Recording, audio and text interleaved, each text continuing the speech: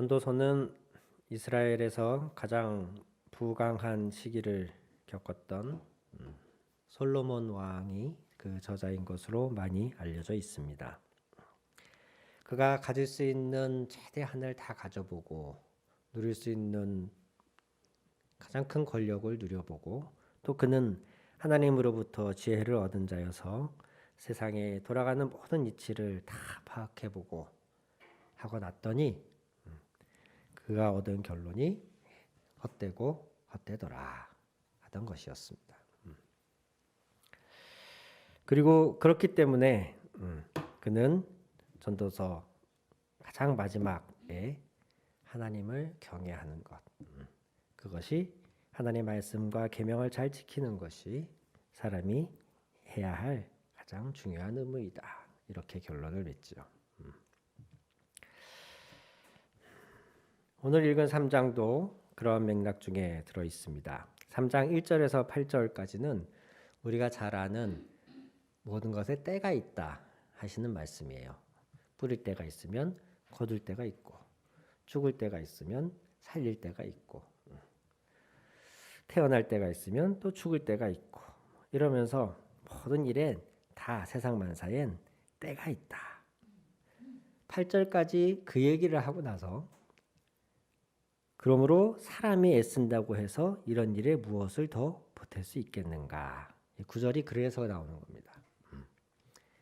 세상 만사가 다 때가 있기 때문에, 왜 우리가 김치를 담궜으면 그 김치가 가장 맛있는 때까지 기다려야 가장 맛있는 김치를 먹을 수 있지 않습니까?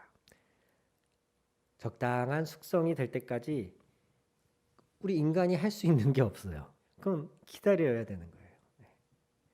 씨를 뿌렸으면, 농부가 심었으면 그것이 자라서 열매 맺을 때까지 그 때를 기다리는 것밖에는, 그리고 그 사이사이에 해야 할 일을 하는 것밖에는 인간이 더 할 수 있는 일이 없어요. 여기에 무엇을 애써서 무엇을 더 보태려고 하는 것, 그 때를 내 마음대로 조작해보고 내가 원하는 때에 그 결과를 얻으려 하는 것, 이것이 다 헛되더라. 사람이 아무것도 더 보탤 수 있는 게 없더라, 이렇게 말하고 있는 것이에요. 오늘 읽은 본문 안에서 몇 가지 그 세상 돌아가는 이치라고 할까요? 아니면 인간에게 주어진 어떤 숙명이라고 할까요? 그런 것들이, 그런 명제들이 몇 가지가 기록이 되어져 있습니다. 10절에 보시면 이제 보니 이 모든 것은 하나님이 사람에게 수고하라고 지으신 짐이다, 이런 말씀이 있어요. 세상이 다 때가 있고 그 때에 맞춰서 돌아가고 있고 그 때에 맞춰서 사람들이 해야 할 일들이 있어요. 이 모든 것들은 하나님이 사람에게 수고하라고 지으신 짐이라는 겁니다. 즉 사람은 수고하는 존재, 짐을 진 존재. 그냥 태어나서 어느 날 보니까 내가 태어나졌고 그냥 내 몸이 알아서 쑥쑥 잘 자라고 내가 원하는 지식이나 지혜나 이런 것들이 그냥 마치 영화에서 보듯이 프로그램 소프트웨어 업그레이드 하면 내 머리에 지식이 딱 쌓이고 막 이렇게 알아서 내가 사라지고 그냥 자연스럽게 흘러가는 존재가 아니고, 인간이란 존재는 숙명적으로 수고하고 짐을 진 존재라는 거예요.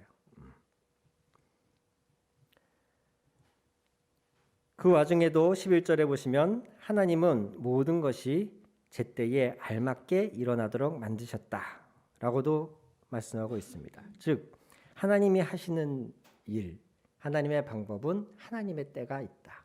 이건 다른 말로 하면 내 때 내가 원하는 입맛대로 되지 않는다. 즉 내 인생이 내가 원하는 방식, 내가 원하는 때에 내가 원하는 결과대로 이게 되지 않는다라는 의미예요. 하나님이 정하신 알맞은 때가 있다. 인간은 기본적으로 어떤 수고와 짐을 지고 살아갈 수밖에 없는 존재인데 그것조차도 내 뜻대로 내 입맛대로 내가 원하는 때에 되지 않는다. 그렇게 말하고 있는 거죠. 11절 중반절 보면 하나님은 사람들에게 과거와 미래를 생각하는 감각을 주셨다. 네, 인간에게는 이런 특별한 감각이 있습니다. 그래서 우리는 역사에 대해서 강조하죠. 과거를 답습하지 않기 위해서. 역사를 배우지 않는 민족은 또 똑같은 과오를 범하게 되니까요. 그래서 과거를 교훈 삼기도 하고, 그래서 새로운 어떤 선택을 하려고 노력하기도 하고, 아니면 막연하게 그냥 과거를 후회하면서 살기도 합니다. 우리 사람에게는 과거에 대한 감각이 있어요. 또한 미래에 대해서도 마찬가지입니다. 미래를 생각하면서 미래에 대해서 염려하든가 미래를 준비하든가 미래를 바라보면서 희망을 하든가 하는 감각이 인간에게는 있죠. 하나님의 사람에게는 이런 특별한 감각들을 주셨어요. 그런데 이런 인간에게 주어지지 않은 것 하나는 하나님이 하시는 일을 처음부터 끝까지는 다 깨닫지 못한다는 거예요. 앞으로 미래에 내게 어떠한 일이 일어날까? 이게 막연한 어떤 기대든 걱정이든 미래에 대한 감각은 있으면서도 하나님이 미래에 무슨 일을 하실지는 인간은 알 수 없다는 거예요. 이렇게 지금 10절과 11절에 단 2절을 읽었는데 이 안에 전도서 전반에 그 전도서 저자인 솔로몬 왕이 인간이 뭐지? 인생이 뭐지? 먹고 산다는 게 뭐지? 선과 악은 뭐지? 이런 것들을 고민하고 나름 지혜를 사용해서 관찰하고 내린 결론들 가운데에 아주 짤막한 한 줄 한 줄이지만 그 안에 핵심적인 인간의 삶의 중요한 명제들이 들어가 있는 거예요. 인간은 수고하면서 일하면서 살 수밖에 없는 존재. 과거와 미래에 대한 감각이 있어서 자신을 돌아보거나 미래를 준비하거나 걱정하거나 염려할 수 있는 이런 특별한 존재. 근데 그럼에도 불구하고 인간에게는 하나님이 하시는 일을 다 할 수 없는 그 하나님의 때라고 하는 그 더 커다란 큰 그림 안에서 인간이 너무나 명확하게 한계 지어져 있는 존재이더라는 거예요. 이러면서 전도서에서 저자가 헛되고 헛되다라고 말하는 것들을 왜 헛되고 헛되냐라는 것들을 쭉 면면히 기록한 것들을 보면 그런 얘기들이 나와요. 어떤 사람은 재산을 많이 가지고 있더라. 그런데 그 재산 때문에 집안에 다툼이 일어나고 그 재산을 어떻게 지키나 전전긍긍하고 결국엔 그 재산 다 쓰지도 못하고 죽더라. 야, 돈 많은 것도 다 헛되고 헛되구나. 어떤 사람은 정의롭게 사는데 고난이 닥치고 어떤 사람은 악을 행하면서 사는데 잘 먹고 잘 살더라. 야, 이게 정의롭게 산다는 게 무슨 의미가 있느냐. 이것도 헛되고 헛되네. 어떤 사람은 가난하지만 지혜가 있어서 그 성인 외적의 침략을 당했을 때에 그 가난한 자의 지혜로 무사히 그 위기를 모면했는데 시간이 지난 뒤에 아무도 그 가난한 자의 지혜에 대해 기억하거나 알아주지 않더라. 이것도 헛되고 헛되구나. 가만히 보니 돈 많은 사람도 언젠간 죽고 가난한 사람도 언젠가는 죽고 심지어 짐승이나 사람이나 언젠가는 죽는데 모든 살아있는 존재에게 이 죽음이라고 하는 동일한 운명이 닥치는데 사람이 짐승보다 나을 게 뭐가 있냐? 이것도 헛되네. 이런 식으로 그가 누릴 거 다 누려보고 가질 거 다 가져봤더니 그것들이 다 유한하고 어떤 장점이 있으면 반면에 따라오는 단점도 반드시 있더라. 이러면서 인간이 가진 한계에 대해서 아주 철저하게 그가 한계에 부딪혀보고 인간의 삶 자체가 어떤 자신의 힘과 노력으로 뭔가 대단한 일을 할 수 있는 존재가 아닌 그래서 해 아래 새 것이 없다 이렇게 말하고 있어요. 해 아래 즉 이 세상 안에 새 것이 없다 이 말은 내가 오늘 뭐 대단한 일을 하고 굉장히 특별히 살고 뭔가 엄청난 존재를 하려고 노력해봤자 뭐 과거에도 그런 사람이 있었고 앞으로도 그런 사람이 있을 거야.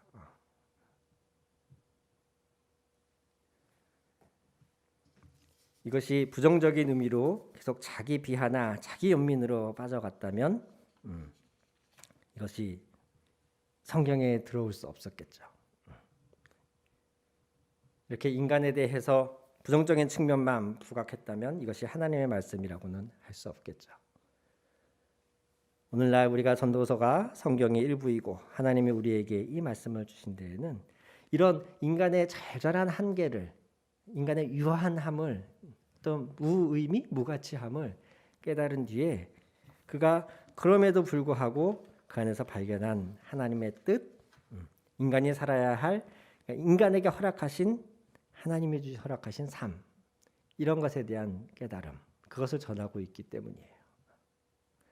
그것이 오늘 3장의 12, 13절에 기록이 되어 있고 또 전도서에서는 계속 읽어 나가시다 보면 이런 주제가 반복되어져 있습니다.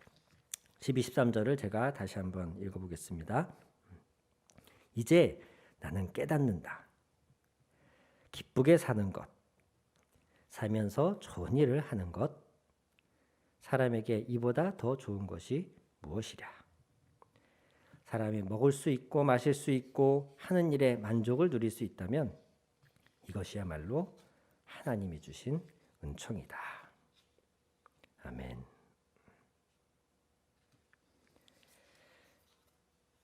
(2장 24절에도) 이렇게 말씀하고 있습니다. 사람에게 먹는 것과 마시는 것, 자기가 하는 수고에서 스스로 보람을 느끼는 것, 이보다 더 좋은 것은 없다. 알고 보니 이것은 하나님이 주시는 것이다. 아멘. 내가 오늘 일할 수 있고 그래서 그 일한 것의 결과를 내가 누릴 수 있으면 그 결과를 오늘 먹고 마시며 기쁘게 하는, 누리는 것, 이것이 인간에게 주시는 하나님의 선물이더라. 오늘을 충만하게 사는 것이 인간에게 주시는 하나님의 선물이더라. 이렇게 말하고 있는 것입니다. 그래서 전도서 3장 22절에도 나는 사람에게는 자기가 하는 일에서 보람을 느끼는 것보다 더 좋은 것은 없다는 것을 알았다. 이렇게도 그가 말하고 있어요. 전도서 5장 20절에는 아주 구체적으로 이렇게도 말합니다. 18절에서 20절 사이인데요. 제가 중간중간 읽어볼게요. 전도서 5장 18절부터 우리의 한평생이 짧고 덧없는 것이지만 하나님이 우리에게 허락하신 것이니 세상에서 애쓰고 수고하여 얻은 것으로 먹고 마시고 즐거워하는 것이 마땅한 일이요 좋은 일임을 내가 깨달았다. 이것은 곧 그 사람이 받은 몫이다. 20절에는 하나님이 이처럼 사람이 행복하게 살기를 바라시니 덧없는 인생살이에 크게 마음 쓸 일이 없다.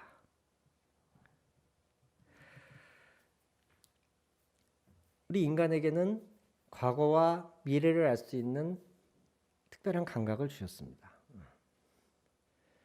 그럼에도 불구하고 하나님이 하시는 일을 또 우리는 완벽하게 이해하거나 미래에 어떤 일이 일어날지 우리는 알 수 없습니다. 때문에 우리는 때로는 걱정하고 고민하고 근심합니다.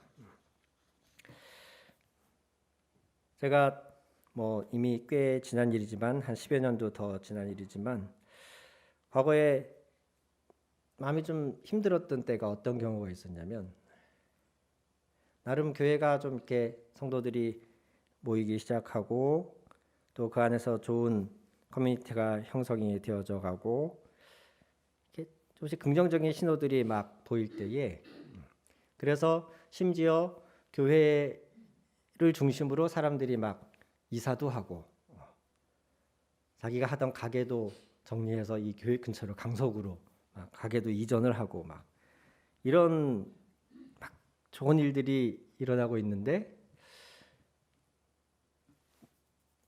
사람들 안에서 갑자기 좀 이렇게 안 좋은 소식들이 들려오는 거예요.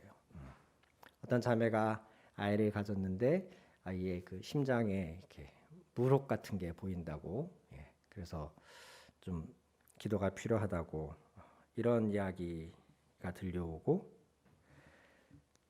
교회 근처로 가게를 옮기신 그 성도님 가게가 잘 안 되고, 심지어 교회 근처로 이사를 온 한 가정 같은 경우는 그 가정에 이사 온 집에 문제가 생겨서, 그것도 굉장히 큰 하자가 생겨서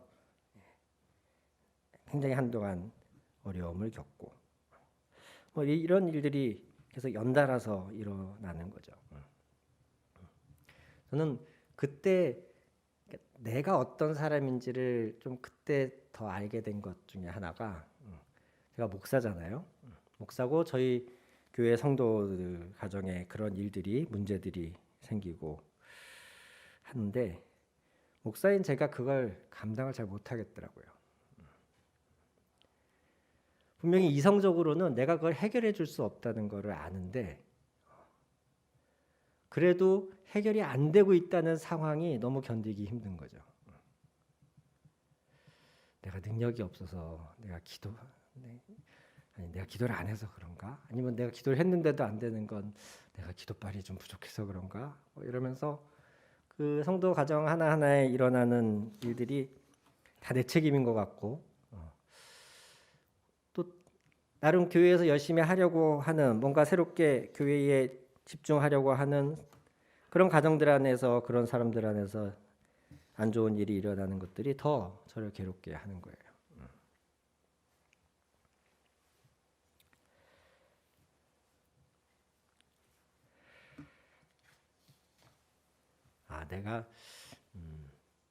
내가 그런 사람이구나.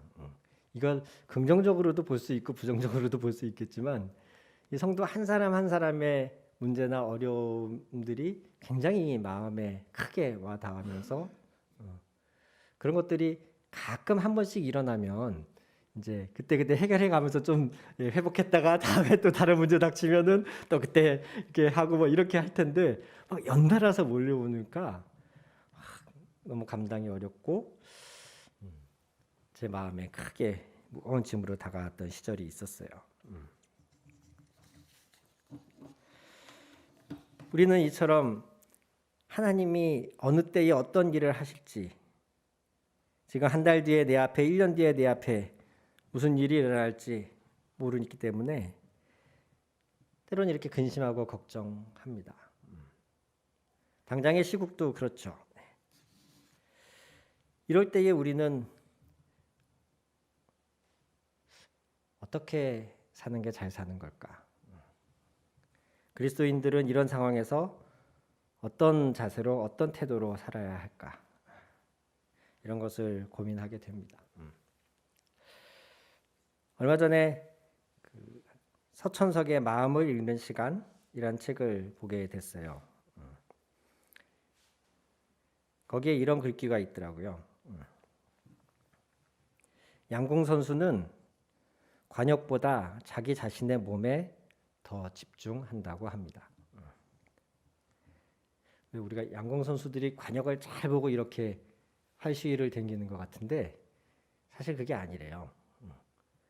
우리나라 양궁 선수들이 이렇게 실력이 좋고 꾸준하게 좋은 성적을 내는 이유가 그 앞에 섰을 때에 관역에 집중해야 하는 게 아니라 평소에 내가 훈련했던 것, 내 이 팔과 다리의 이 근육의 이 느낌, 이 상태 어느 정도 당겼을 때 어느 정도 나가더라. 이 평소에 훈련하면서 쌓인 데이터가 있잖아요.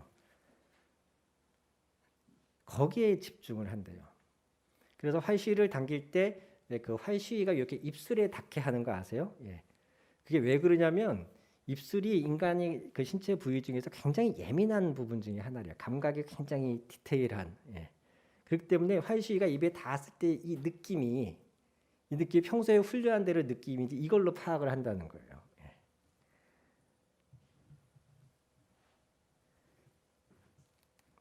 마치 그런 것처럼 양궁 선수가 관역을 앞에 두고 있지만 좋은 성적을 내기 위해서는 그 관역이 아니라 자기 자신에 더 집중하는 것처럼 이 서천석 씨가 그 책에서 기록하기를 미래는 내가 어떻게 할 수 있는 것이 아닙니다. 내가 바꿀 수 있는 것은, 내가 집중할 수 있는 것은 오직 현재의 나 자신뿐입니다. 이렇게 쓰고 있더라고요. 인생은 답이 없는 문제를 풀어가는 과정입니다. 인생은 저 이 말이 참 마음에 와닿았어요. 답이 없는 문제를 풀어가는 과정입니다. 인생의 정답이 어디 있어요? 어떤 사람의 그 삶의 여정이 멋있다고 좋다고 해서 꼭 그게 나에게도 정답이라는 법은 없잖아요. 또 인생은 노력을 한다고 해서 반드시 성공한다는 보장이 있는 것도 아닙니다. 이게 듣기에 너무 가슴 아픈 말이지만 현실이잖아요. 그래서 사람들은 카리스마 있는 사람, 확신 있는 사람에게 끌리나 봐요. 누구든 다른 사람이라도 나에게 하면 돼, 할 수 있어, we can do it 이렇게 말해줄 때에 왠지 사실 그게 100% 현실이 아님에도 불구하고 그런 말에 사람들은 끌리는 거예요. 하지만 현실은, 냉정한 현실은 노력을 한다고 해서 반드시 성공한다는 보장은 없습니다. 그럼 그렇다고 해서 결과가 보장되지 않기 때문에 우리는 아무것도 할 수 없느냐? 그렇게 생각한다면 정말 그 사람의 인생은 실패한 인생이 될 것입니다. 그러면서 그가 쓴 그 다음 구절에 제가 이렇게 밑줄을 쭉 써놨는데 그게 뭐냐면 내가 할 수 있는 일을 한 다음에 좋은 결과를 기대하는 것. 인생에서 그 이상 바랄 수는 없을 것입니다. 목표를 이루는 과정 그 자체가 우리의 삶입니다.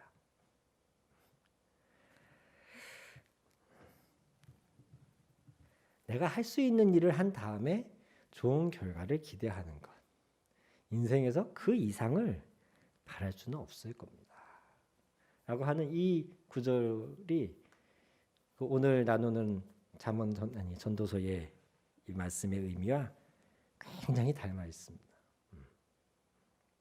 오늘 할 수 있는 걸 하고 내가 오늘 한 것을 통하여서 내게 주어진 것들을 오늘 그것을 즐기고 누리고 전도서에서 말하는 먹고 마시고 기쁘게 살아라 이게 노세 젊어서 노세 이런 의미가 아니에요. 일은 하지 말고 놀 수 있을 때 그냥 흥청망청 술 취하게 놀아라 이런 의미가 아니고 먹고 마실 수 있는 것은 내가 일한 결과잖아요. 오늘 내가 일할 수 있다는 것. 그래서 내가 일을 함으로써 그게 내가 일당에 올라 오늘 3만 원을 벌었건 30만 원을 벌었건 일함으로써 얻어진 것을 오늘 감사하게 누리는 것. 이것보다 더 좋은 것은 없다. 아니 더 엄밀히 말하면 이것 외에 우리가 할 수 있는 건 없다. 이게 맞을 거예요. 과거도 이미 우리가 바꿀 수 있는 게 아닙니다. 과거에 대해서 평가할 수 있고 과거에 대해서 생각할 수는 있을지 모르겠지만 과거는 이미 우리 손을 떠났잖아요. 미래도 마찬가지죠. 미래에 대해서 걱정할 수 있고 준비할 수는 있겠지만 정확하게 그 미래가 어떻게 될지 우리는 알 수 없습니다. 결국 우리에게 주어진 것은 현재라는 거예요. 현재. 오늘. 그리고 나. 오늘의 내가 하나님이 내게 주신 것을 가지고 일할 수 있는 기회가 주어진 것에 열심히 일하고 그것을 통해 얻어진 것을 오늘 누리고 이것이 사람에게 주어진 하나님의 은총이다. 오늘 전도서가 그렇게 말하는 거예요. 일할 수 있고 일한 것을 통하여 먹고 마시고 누릴 수 있는 것 이게 하나님이 주신 은총이다. 라고 말하는 겁니다.